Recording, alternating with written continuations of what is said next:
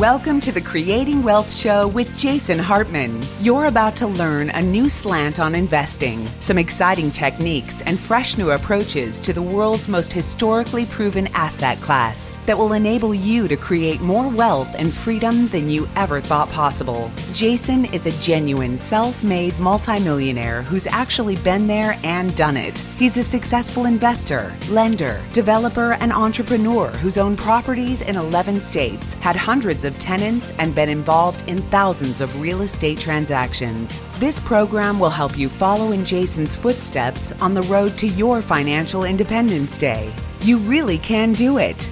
And now, here's your host, Jason Hartman, with the complete solution for real estate investors.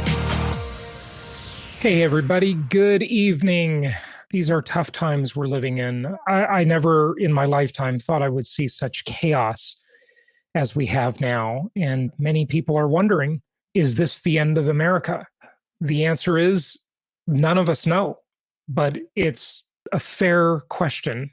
And I'm not being hyperbolic about that. There are forces going on in this country right now that are absolutely astonishing. It's truly amazing what's happening. So I wanted to just dive into a few things. It's on the news. It's on all of our minds. There are absolutely extraordinary things going on that cannot be underestimated or understated. They're absolutely beyond comprehension, really, in many people's eyes. So let's talk about some of these things and go through them. I want to talk about what's been going on in the news lately. It's been a few days since I've talked to you. You know, we took the Creating Wealth podcast from 5 days a week to 3 days a week. And then all of this happens. And I felt like I needed to be talking with you 3 times a day, not 3 times a week. But, you know, sometimes it's like when you watch the idiots on CNN and they just sit there blabbing and they're not really saying anything as the story develops, right? Because they just don't have anything to say. Let's dive into a few things. So this is not the Porter Stansberry version, by the way. Years ago, maybe 10 years ago or so, Stansberry released a very famous video called The End of America. And it was mostly about the subject of debt and the fiscal and monetary issues, which I have always said they aren't what they seem to be, because all of those people are just doing the math. They don't see the bigger picture. They don't ever seem to account for the fact that the U.S. has the reserve currency. It has the military to keep it that way. It has the biggest brand in the world.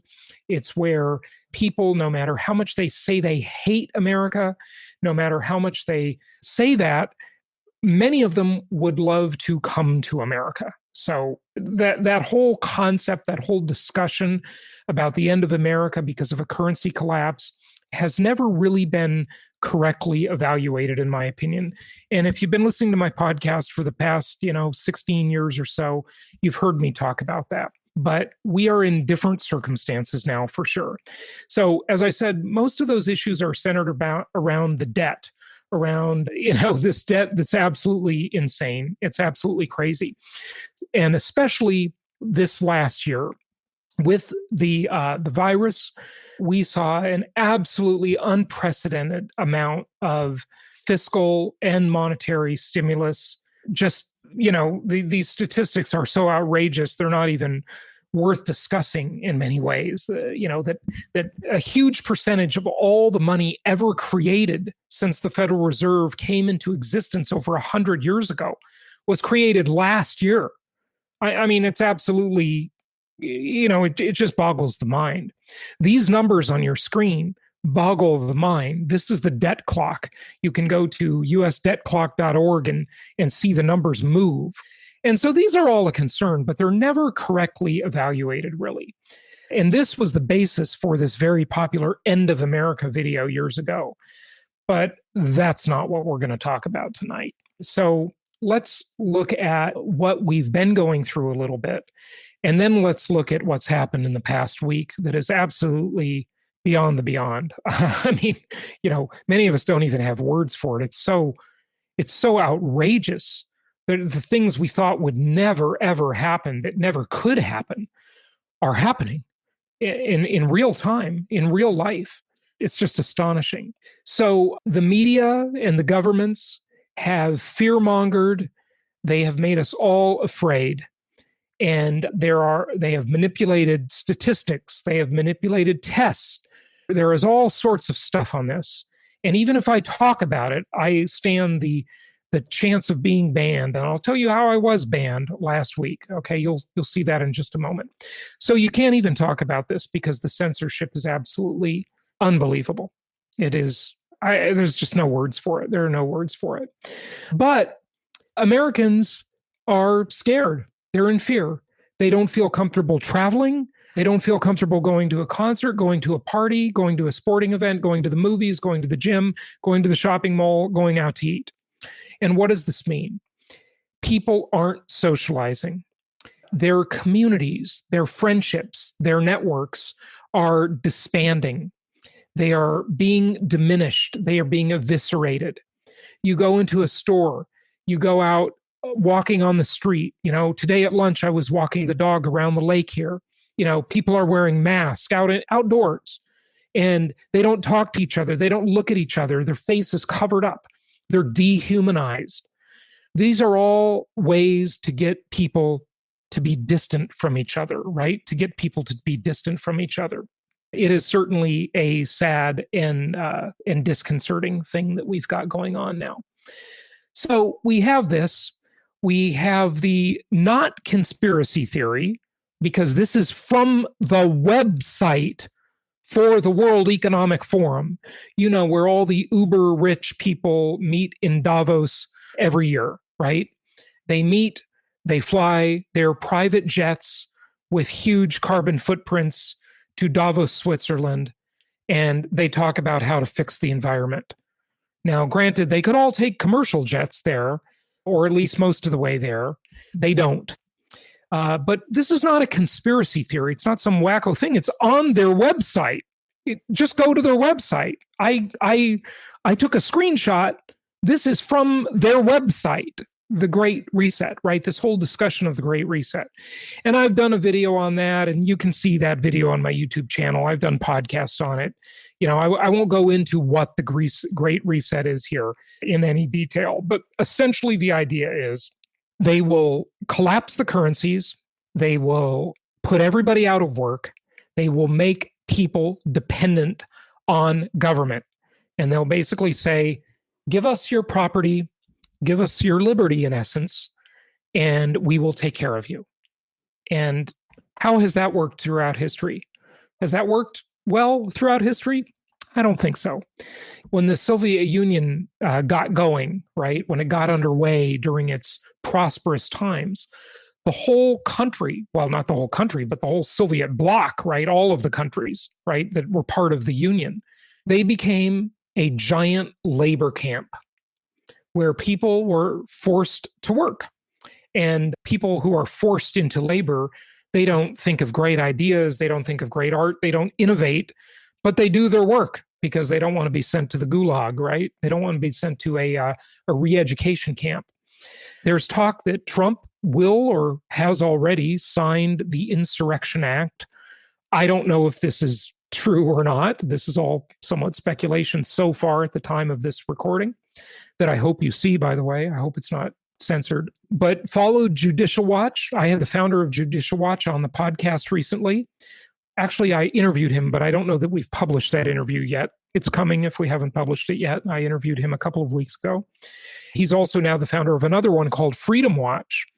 So follow those organizations. I recommend you donate to them because they really, they do the lawsuits, they do the FOIA requests to get the information that is needed, that should be in the hands of the people.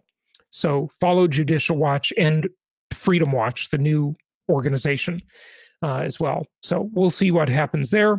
But, what has basically happened here, whether it was on purpose by design or not, it has happened either way. The vast majority of these small businesses that have been put out of business or been very stressed, take a guess at who that voting bloc is. That is mostly Trump supporters or would-be Trump supporters. Okay. These are just hardworking Americans, right? They're just regular people. They're not rich. They're just small business people trying to do their thing and make it in the world, right? They've taken a huge risk. They've opened a restaurant. They've opened a small, industrial or manufacturing company. They make widgets, whatever they do, right? They have a delivery service. They have a this or a that. They have a business here or there, right? And this was the first swath of businesses that were destroyed. And now these people have become dependent. And when you are dependent, you are essentially a ward of the state. You are a servant of the state. Because now the state holds all the power. It's like the parent holding the power over the child. If you're good, you'll get your allowance. If you're not good, well, you won't get your allowance, right? And that's the way it is. And so as we move into this time, we see more and more power over the people exerted by governments, not just in the US, but around the world. It's everywhere. But, these are 3 books that had a huge impact on me. If you don't have time to read the book, just go watch. There's, while they're still online before they're censored, there are many summaries about them online, video summaries, cliff notes, whatever, or read the whole book while they're still available to you. Of course, 1984 by George Orwell, super important book. We are living in that time. That book was written, I believe, in 1949. It was a prediction of how the future would be in 1984, and it came a little late, but it's definitely here, folks. We're here. We have arrived in 1984. Fahrenheit 451, why is it called that? Because at 451 degrees Fahrenheit, books will burn. They had the firemen, and they had the firemen in Ray Bradbury's book, Fahrenheit 451, who would come to people's homes and burn their unapproved books, because these books weren't approved and the government thought these books would confuse people. And they didn't want people to be confused. So they had to burn a whole bunch of these books because, God forbid, it's for the people's own protection. They didn't want them to be confused. And then Aldous Huxley's Brave New World. Well, that was where they had, what was that drug called? It was called Soma, I think, right? Soma. The Soma drug was there to make sure that people would feel good. And they would have, I don't remember this one that well, but they would have their entertainment, basically what the Romans called their bread and circuses, right? Bread and circuses, look that up. And they'd be in this state of kind of where they would feel good and they wouldn't want for more. And, Ron, thank you for your post, Ron, the cruise industry, the travel industry, certainly. Yeah, UBI, it's, this is all a reason to institute universal basic income. And so they had all this, and in all of these things, they controlled the population. And now we have the gods of big tech doing what as I recall, this was talked about in 1984, by the way, memory holding, where they're literally rewriting history, or to be more specific, they're redacting history, right? They're redacting it. So certain things are disappearing from the collective consciousness. They are memory holding these things. How does Wiktionary, which I think is part of Wikipedia, I don't know, define this, right? Memory holding is an action or instance of alteration or disappearance of inconvenient truth, or embarrassing documents, photographs, transcripts, or other records. Or it might be taking the President of the United States off of Twitter and Facebook and banning him and deleting all of his tweets. So boom, that entire record is just gone from history. Now, you can hate the President of the United States. That's a wonderful privilege we have here in this country. We can say F you to the President of the United States, and at least so far, no one's going to knock at your door. You're not going to go to jail. You're still going to be able to run your business and take care of your family. But in the new world, you might lose your business because the powers that be they're no longer constrained by the Constitution. They're no longer constrained by the concept of free speech and the First Amendment. Why? Because they're not the government. They're in partnership with some evil, disgusting parts of the government, no question about that. Joe Biden's cabinet has all sorts of tech executives on it, okay? In his administration, there's all sorts of big tech representatives. So maybe you won't be able to run your business. I've heard thousands of stories of people's YouTubers who report news that isn't liked by the powers that be, and their channels are demonetized or completely deleted. They're taken away. They're memory holing. They're redacting from the record of history so that they can revise it in their own version, right? Their own version of history. Of course, what happened on Capitol Hill last week was terrible. Violence is awful. But think about it. Think about this for a moment.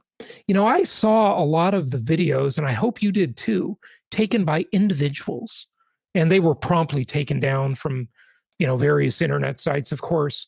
But I downloaded them onto my own computer. And I highly recommend that everything you see that might be considered controversial, that you download the video, that you take screenshots of the post, you take screenshots of the pictures, because that record is being deleted. It is being redacted by the Silicon Valley elites. The Communist Party of Silicon Valley. Is that what it is? I don't know. Now, one of the videos I saw that I downloaded to my own computer that I can't show you because inside of Google Slides, you can't actually play the video unless you put it on YouTube. Isn't that convenient? It's all tied together, folks. You gotta do everything their way. So this video showed here, you can see this is 56-second video. This is 1 second in, and this is 3 seconds into the video. This video shows police here, and here it shows the protesters. And 2 seconds later, it shows the protesters simply walking into an unlocked door and going into the Capitol. Before this, I saw another video where there were a bunch of policemen. There were gates, barricades, and protesters on the other side of the barricades. And then it showed the police just pulling the barricades open. I saw these with my own eyes. And the protesters then walked right in and got closer to the building. And in this video, I don't know, there were multiple entrances probably. I don't know the details. I haven't researched this intensively. I just haven't had the time. So I'm not claiming to be an expert. I'm just telling you what little I did see. I saw other videos too. But here, they're just going into an unlocked door. They did not break in or anything. The door was unlocked. And then in the hallway, by the way, I didn't take a screenshot of this, but it's in the same video. In the hallway, it shows them just walking right past police inside the building.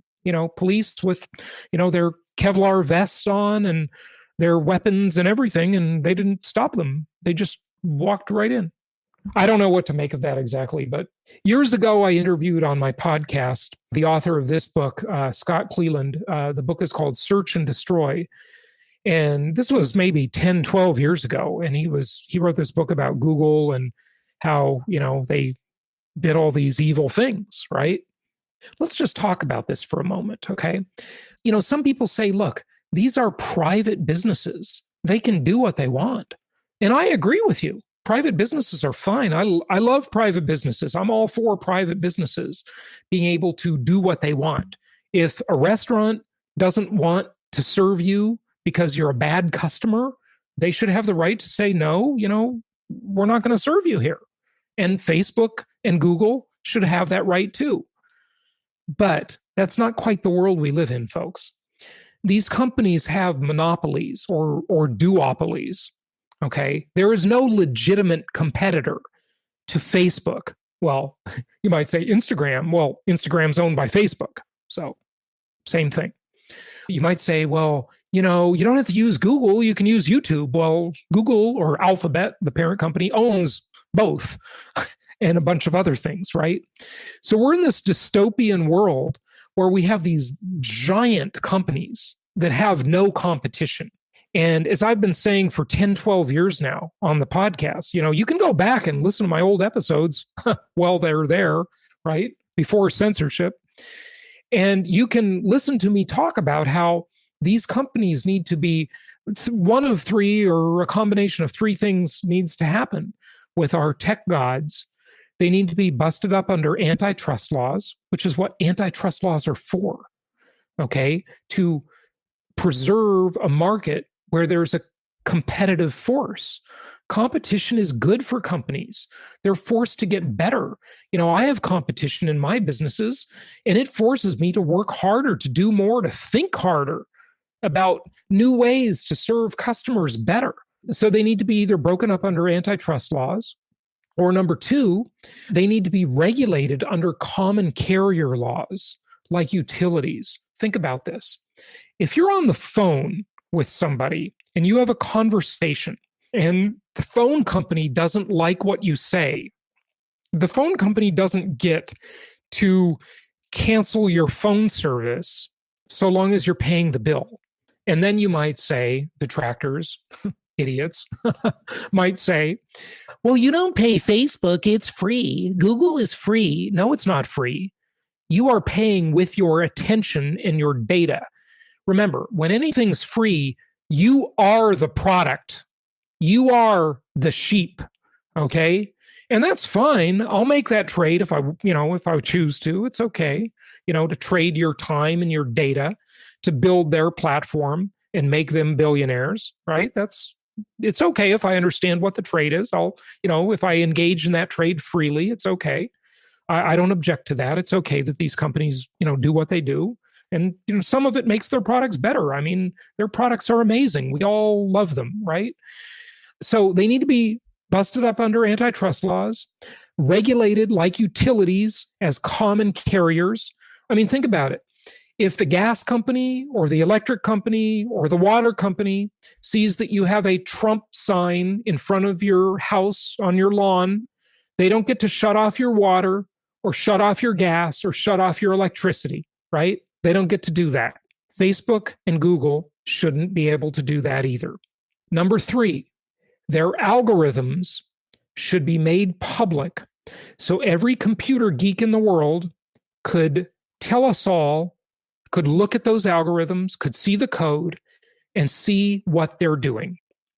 They do all kinds of things. You could post something on Facebook or Twitter, and you've seen these videos, these undercover videos that have been done where Twitter employees were laughing and talking about how they would ghost post people. They would, if someone, and this was before the 2016 election as we were running up to it, they were saying, and these were hidden camera videos. I saw them with my own eyes. Okay, I didn't rely on anybody else. I saw them. I heard the people saying this. They say, they would allow the post to stay up on Twitter, but they would make it so nobody saw it. So it was ghost posted, or maybe only a few people saw it. So the person wonders, well, why didn't that post get much interaction or engagement or many retweets or many likes? But when I posted what I had for lunch yesterday, I posted a picture of my lunch, all sorts of people retweeted it and liked it or whatever, right? Well, it's because of all these shenanigans that take place with these companies, right? So here, think about this. I want you to compare this, okay? So the revenue of Facebook last year was here. It was number 71, above many other countries. They had more revenue than Luxembourg, more than Panama, who has that special canal, more than Croatia. That's Facebook. So if you think that these companies shouldn't be accountable in a different way than another company that is subject to competitive forces, you're just out of your mind. I'm sorry, but anybody who thinks that is out of their fucking mind, okay? They're out of their mind. These companies are giant. They're bigger than many countries. They have different responsibilities when they're that big. If they want to stay that big, they need to abide by constitutional rules, abide by the Constitution. I mean, they're bigger than lots of governments. Heck, they're much bigger than the United States was when it wrote its Constitution. And for many years after, maybe 100 years after, I don't know, these countries have a GDP bigger than many countries. Okay, what about this one? What about Apple? What about Amazon? Now, Amazon canceled Parler. They took them off the internet. Why? Because Amazon has a service called AWS. That's their big server business where they host, and I'm a customer of that company. I hope they don't cancel me too. So Amazon's GDP and Apple's GDP rivals that of the country of Chile and Finland. Bigger, they're both bigger than Finland. Okay. So these other governments, Chile, Finland, Luxembourg, Panama, Croatia, do they get to violate people's rights to free speech? No, these are democratic countries. People have free speech rights there. Well, in Chile, they didn't with the last dictator, but they do now, okay, because there's been a revolution of sorts. And these countries have different responsibilities. Listen to this. Now, this is not a new video, by the way. The censorship has gotten dramatically worse since this video. So just keep that in perspective. Good evening. Welcome to Tucker Carlson tonight. So did you take a moment from your busy life to turn on the hearings on Capitol Hill today with the Silicon Valley CEOs? Don't be embarrassed if you didn't. You probably didn't. No matter how worried you are about big tech, and obviously you should be gravely concerned, you may have decided to skip today's spectacle and fold the laundry or call your in-laws instead, and we don't judge you for that. Previous hearings on big tech have not produced a lot. Elderly senators who can't manage to send their own text messages, wagging their fingers in the face of sneering billionaire tech oligarchs from San Francisco, all of whom seem to understand that no matter what happens inside the hearing room, they'll get to continue doing whatever they want to do because they've got all the money. We've seen that a number of times. It seems pointless. In fact, it seems insulting to the rest of us. And in the end, today's hearings may prove just as pointless. We'll find out. But for one brief moment today, you got the feeling that maybe actual progress was being made. Maybe the good guys might not be entirely lame. That moment came when Senator Josh Hawley asked Mark Zuckerberg, the CEO of Facebook, about an internal tool that his company has developed called Centra. By the way, Hawley knew about isn't that the senator whose book deal was canceled? Facebook employees use Centra to spy on users, even when those users are not using Facebook. Centra gives Facebook access to troves of personal data, including the pages users visit and the accounts they have linked to Facebook. You didn't know about this because all of it happens in secret. It's probably not even legal. So today at the hearings, Josh Hawley confronted Mark Zuckerberg about this. And here's how it went. Centra is a tool that Facebook uses to track its users, not just on Facebook, but across the entire internet. Centra tracks different profiles that a user visits, their message recipients, their linked accounts, the pages they visit around the web. Mr. Zuckerberg, how many accounts in the United States have been subject to review and shut down through Centra? Senator, I do not know because I'm not actually familiar with the name of that tool. I'm sure that we have tools that help us with our platform and community integrity work. But integrity is not a word you associate with this man. Do you have a tool that does exactly what I've described and that you can see here over my shoulder? Or are you saying that that doesn't exist? Senator, I'm saying that I'm not familiar with it. I'm not familiar with it, Senator. But hold on a second, Mark Zuckerberg. You run the company. You started it. And Centra sounds like a pretty big deal. Are you saying that Centra doesn't exist? Well, no. It turns out that's not what they're saying. Just hours ago, a Facebook spokesperson admitted to Fox News that Centra is indeed real. And according to that spokesperson, Centra is, quote, used to centralize and aid investigations into complex subjects like coordinated inauthentic behavior, end quote. Coordinated inauthentic behavior. Hard to pronounce. You may never have heard of it. It's otherwise known as astroturfing. That's the process of creating fake grassroots political movements, sometimes by foreign governments. It's something the left claims to be very concerned about. In other words, Centra is yet another long-term consequence of the Russia hoax. So Adam Schiff gets hysterical about Vladimir Putin, and then Facebook gets to spy on you without your knowledge and then sell the data they gather. Perfect. But somehow Mark Zuckerberg, who runs the company, said he had no idea it was going on. And Censor wasn't the only secret internal data gathering tool that Zuckerberg claimed to be ignorant of. Senator Hawley also asked him about another internal Facebook program called Tasks. According to Senator Hawley's whistleblowers, Tasks allows Facebook's censorship teams to, quote, communicate with their counterparts at Twitter and Google, and then enter those companies' suggestions for censorship onto the Task platform so that Facebook can then follow up with them and effectively coordinate their censorship efforts. Got that? They're all in it together. The tech companies amount to a censorship cartel. Mark Zuckerberg did not deny this. Instead, he conceded it would be, quote, probably pretty normal for people to talk to their peers in the industry. And so, yes, it is all real. Silicon Valley acts as one. The tech oligarchs join forces to censor their political opponents. You may be one of them. You weren't being paranoid to worry about this. You were absolutely right. Is the hair on your arm standing up yet? Chris Coons isn't worried. He was thrilled to hear it. He wants more. Coons is a senator from Delaware. He's a former Joe Biden staffer, actually. The press routinely describes Chris Coons as moderate, not because of what he says, but because of how he says it. Chris Coons is boring, therefore he must be reasonable. That's the thinking. But in fact, Chris Coons is not reasonable. He is a power-hungry lunatic who doesn't believe in the First Amendment. Of course, Chris Coons went to Yale Law School. Ever notice how no one who went to Yale Law School acknowledges the Bill of Rights? What's their constitutional law class like at Yale Law School? We should find out. Watch Chris Coons push Mark Zuckerberg in the hearings today for even more censorship. According to Chris Coons, there's not enough.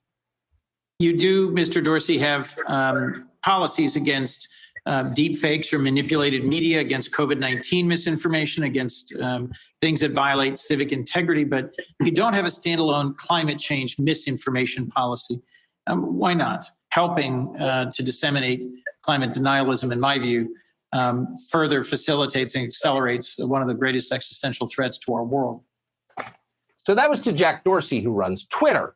And Chris Coons' point was really simple. People who disagree with Chris Coons are, quote, an existential threat to our world. They must be silent. So who are these people that Chris Coons doesn't believe should be allowed to speak in public? Well, plenty of them would be credentialed scientists who might have legitimate questions about Chris Coons' global warming theories. Chris Coons is a lawyer who spent the last 20 years in government. Everything he knows about climate, he learned from an issue of the Atlantic magazine he picked up at the airport newsstand. Chris Coons is a non-expert. Oh, Tucker. But under the standard he is demanding, and demanded today in Congress, the social media monopolies would censor anyone who questions his shallow, silly views on one of the most complex areas of known science. That is not a moderate position. It is authoritarianism. And there's a huge cost to the rest of us. This is censorship. Censorship doesn't simply kill expression, though it does. Censorship kills thinking and innovation and wisdom. Censorship inexorably leads to self-censorship. People quickly learn what they're allowed to express and what they're allowed to believe. And so they stopped asking questions, even of themselves. Their minds become narrower. They stop creating. Art dies. Banality takes its place. Science, which depends on free inquiry, becomes impossible. Does that sound familiar to you? It's where we are right now. But that's not a problem for people like Chris Coons. His main concern. It's like we're moving into a new dark age. It's absolutely unbelievable what is happening. I just cannot believe it's going on, right? So I put up the website, pandemicinvesting.com below. Please make sure you go there, get the free book. It's just a PDF, okay? You don't have to put in your address or credit card or a shipping or any scam like that, okay? So just go get your free book and you'll be on our email list because we cannot depend on these platforms, okay? So email lists might be the new thing. And it might be like, underground newsletters. I mean, who knows what's going to happen here? Who knows what is going to happen? But listen, just Tucker's got some great stuff. I've noticed that, and this is just my suspicion, that he even seems to be censoring himself now because he's afraid. Everybody's afraid. Everybody's afraid they'll lose their job. They'll get kicked off, whatever, right? So, but I've got more examples, and I want to get to Good those. evening. Okay, Welcome to so Tucker Carlson let's move on. But he's got some great stuff. So, alternatives: Gab, MeWe, CloutHub, BitChute, Rumble, Minds, Telegram, Signal. Now, Parler is down, as you know, because Amazon kicked them off the internet. But it'll hopefully go back up on another server somewhere. But listen to this. This gets much worse. Mozilla, that owns the Firefox browser that you probably started using years ago because you liked their libertarian bent and you liked that they were into privacy and freedom. Well, guess what? Firefox says that they are going to censor which websites people can visit using their browser. And I'll bet you this kind of thinking is being talked about right now at what I used to believe was like the more ethical of the big tech companies, but now I think they're disgusting. Apple, shame on Tim Cook. I mean, he's seems just as bad as the rest. But listen, go ahead and prove me wrong, Tim. Come on, show us you're a good guy. Because I thought Apple was like one of the good companies, but I no longer think so, sadly. And I'm sure they are talking about doing that with the Safari browser. And Google, of course, is talking about doing it with Chrome, I'm sure, because they don't want people to get misinformation at pro-Trump websites. Literally, not kicking people off platforms, but this is controlling the internet.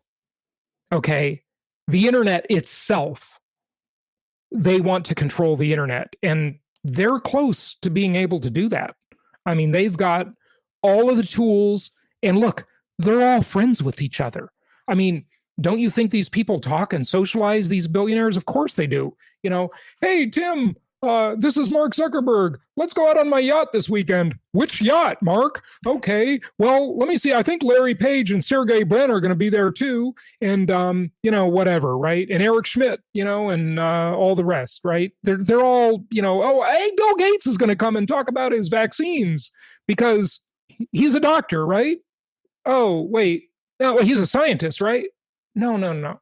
He's just a computer guy and a businessman. This is nuts, the world we're living in, folks. It's absolutely crazy. Absolutely crazy. In India, they've got a kill switch for the internet, an entire kill switch. Yep, they just flick it off. Remember Iran years ago when they had their uprising and their revolution? Obama just abandoned the people, or not, Iran, not Iraq. Yeah, Iran. And Obama just abandoned the Iranian people. The government there tried to shut down Twitter. And Twitter was one of the ways that, the people who wanted freedom were trying to coordinate their defense against their evil government, right? And Obama just turned a blind eye, totally abandoned the people, didn't care about them at all.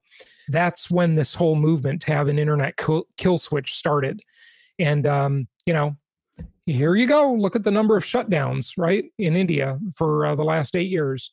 So that's coming to a neighborhood near you. There was that Pakistan power outage, 200 million people in the Vatican as well, power outage there. There's all kinds of crazy, suspicious stuff going on. This happened to me last Wednesday. I woke up. So someone posted this, which I thought was an inflammatory post. So congrats on making history, you douchebag Trumpers. And I posted in response, that thing keeps going over you have to look at the bottom of the screen. I can't move my mouse there because it goes, and I gotta move this too. Hang on a second. Let me move that little banner. Okay, there you go. So look at the bottom of my screen. It says, no, they are simply trying to get a fair election, period. And the next morning I woke up and the gods at Facebook said that my account has been restricted and that I can't live stream or buy any advertising from them. Oh, I'm not going to get to spend any money with them for 30 days. They've suspended me from those activities. So here I am on YouTube only. Well, I still can talk. And I put this Voltaire quote in there because I really like this quote. I may disagree with what you say, but I will defend to the death your right to say it. If these were decent people, but they're certainly not, that would be their philosophy. They would say, I hate what you say. I can't stand it. But because I believe in democratic ideals, and I don't believe in dictatorships, I don't believe in Marxism, I believe in freedom and democracy, right? I will defend to the death your right to say it. But they don't think that at all. They don't think that at all. And, for those of you who say, well, these are private businesses, they can do what they want. Well, Ron Paul spoke at our Meet the Masters conference a couple of years ago, and now Ron Paul has been deplatformed. So there you go. He posted, he said, with no explanation other than, quote, repeatedly going against our community standards, quote, unquote, Facebook has blocked me from managing my page. Never have I received notice of violating community standards in the past, and nowhere is the offending post identified. Ron Paul, a harmless old man who simply believes that we should have sound money. That's it. I mean, he is like a sweet, gentle man, right? And he's been deplatformed. Can you imagine if in well, I don't know what the exact date was, but on or about 1776, someone said that, sorry, Paul Revere, I'm not going to be able to put a couple of candles in the window, one if by land, two if by sea. Okay, I won't be able to because I've been deplatformed. We can't communicate any longer. No, one if by land, two if by sea, they shut down my account. And I'm not able to access candles now. So, you're just not going to know. There's going to be no midnight ride of Paul Revere because I can't signal anybody with the candles, right? There you go. That's basically what's happening now. PragerU, Dennis Prager, I've talked about him before. His company or his charitable foundation makes great videos, Prager University. And they've been, they sued Google and YouTube, and I don't know what's happening with that lawsuit, but the censorship is getting to extreme levels. But the creme de la creme has to be that they permanently banned the President of the United States of America from Twitter and Facebook. I don't know if Facebook was a permanent ban. Twitter is a permanent ban, and Facebook, at least he's been banned, right? So, I mean, this is absolute insanity. I cannot believe this. You shouldn't be able to believe it either. But look at these people. They didn't suffer any bans. Cory Booker says he wants to punch the president in the face. Joe Biden wants to beat up the president. I don't think he could take him. Maxine Waters, and I've witnessed her for decades now. I mean, she's a complete violent scumbag. Incites others to harass Trump supporters in public. I saw the video with my own eyes. Did you see it? Where she says, when you see these people in a restaurant, shout at them, throw drinks at them, ruin their time, embarrass them in public. But wait a second. Go way back to the LA riots, the Rodney King riots, right? In 1993? I was there. I lived in Orange County at the time. I grew up in Los Angeles, so I knew all those areas where this was happening. And Maxine Waters went on TV. And what did she say? No justice, no peace. No justice, no peace.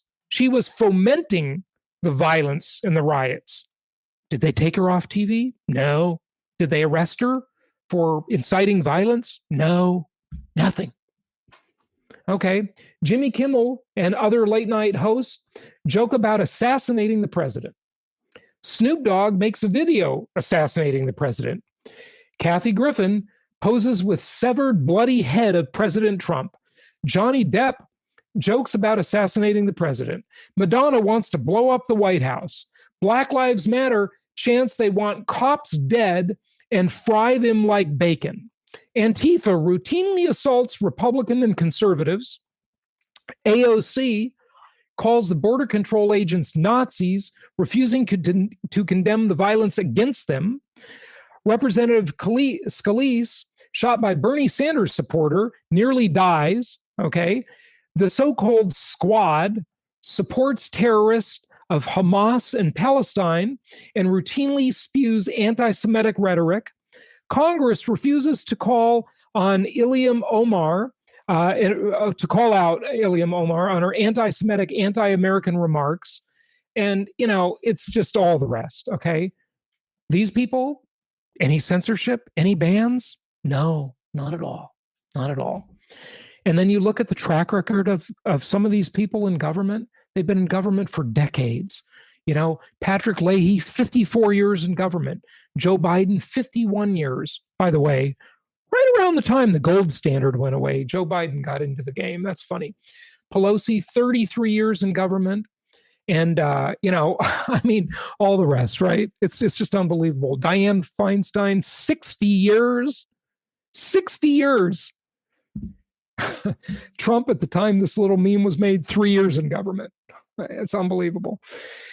So, folks, that is the world we live in. It's absolutely scary, tragic. These are just incredible times we're living in. I hope it's not the end of America, but I certainly think it's the end of America as we know it. The trust has been lost. I don't know that there's any healing or going back from this kind of environment. I don't know if it means a secession movement. I don't know what it means. None of us really know. The next 9 days are going to be, they're going to be just weird, to say the least. Who knows what's going to happen over the next 9 days? It's going to be really interesting to watch. And we'll be here to report for you and share our thoughts. Of course, you've got the lamestream media to spew their lies and misinformation. And just remember, the biggest misinformation in the news business is the information you don't hear. That's the biggest lie of all, the lie of omission. Because remember what I always say on the podcast, you can't hear the dogs that don't bark. You can't hear the dogs that don't bark. You can't think about or evaluate anything that you don't know about, something that you're completely unaware of. That is the biggest lie of all. It's the squelching of speech. It's the things that they don't report on. It's the uneven reporting. It's the omission. That is the biggest lie of them all. The biggest lie of them all. So be sure to go to pandemicinvesting.com. Yes, there's a commercial purpose. We are a business. We've got a free book for you there about investing in these pandemic times. But most importantly, you'll be on our email list so you can stay connected with us, because hopefully the powers that be won't be able to shut down email anytime soon. Yeah, they can shut down, your social media, your YouTube channel. They can do all of that stuff. But hopefully email will be one way we can communicate. And if not, hopefully snail mail. Maybe we have to go back to that. Who knows? Who knows? It's like an underground newsletter, the way people used to pass messages in other oppressive times throughout history. That's sadly what we have, thanks to the Communist Party of Silicon Valley. It's absolutely unbelievable times. So, what about investing? What about money? What about protecting your wealth? Well, I have been thinking a lot about a strategy. I love income property, the most historically proven asset class in human history. But I've been thinking about a strategy to combine it with cryptocurrency, to Bitcoin, namely, to make it a portable wealth strategy. And I've been thinking about this. I've been talking with some of my advisors about it. And I've got some ideas that haven't fully developed, but I'll be sharing them with you soon. So stay tuned for that on the podcast and the YouTube channel, as long as it all lasts. And I'm going to be sharing some ideas for a Bitcoin real estate strategy that might be a solution to this. Now, who knows how bad things will get? I want to tell you, I have another podcast that used to be my number 2 show years ago, and I haven't really been producing as much for it, but I highly recommend that you go listen to the old episodes of my holistic survival show, because I'm not saying that you need to develop the sickness a lot of these survivalists have. It's like a sickness, right? Where they spend so much time preparing for the end of the world, making sure they'll live through it, that they never really live in the first place, right? And the point of life is to live your life and enjoy it. But there are some prudent strategies to spend just a little bit of time on and a little bit of money on, not much, to prepare in case of emergency. Inexpensive, easy stuff that every responsible adult should be doing. So be sure to check out my holistic survival show, that podcast. That is very helpful for that. I've got about 270 or so episodes, I think, on that show now.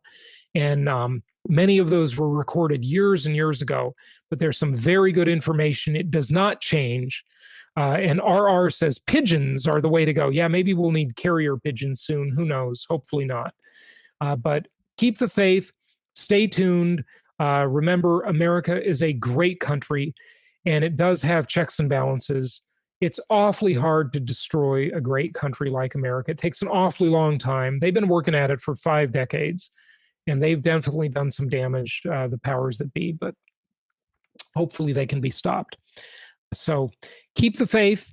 Happy investing. We're here for you. Be sure to go to Pandemic Investing to get your free book, and we will be with you on Wednesday for another podcast with more information. Until then, thank you for listening, and keep the faith. And remember, God bless America, and God bless the rest of the world. I know we have worldwide listeners, so I don't just want to make this America-centric, but I kind of say that because America is such an important part of global freedom. It's, throughout history, it's been like that beacon of freedom for so many people around the world. And I just really fear that is changing. When I talk to people from other countries, they say, if America falls, that really reduces the chances of the rest of the world.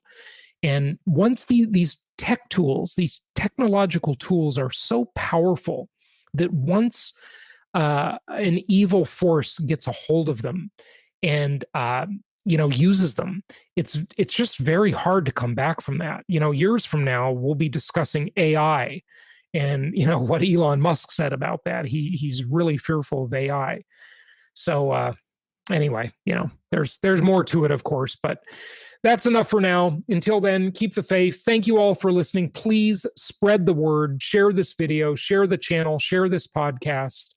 And until next time, keep the faith and be well. Thanks for listening.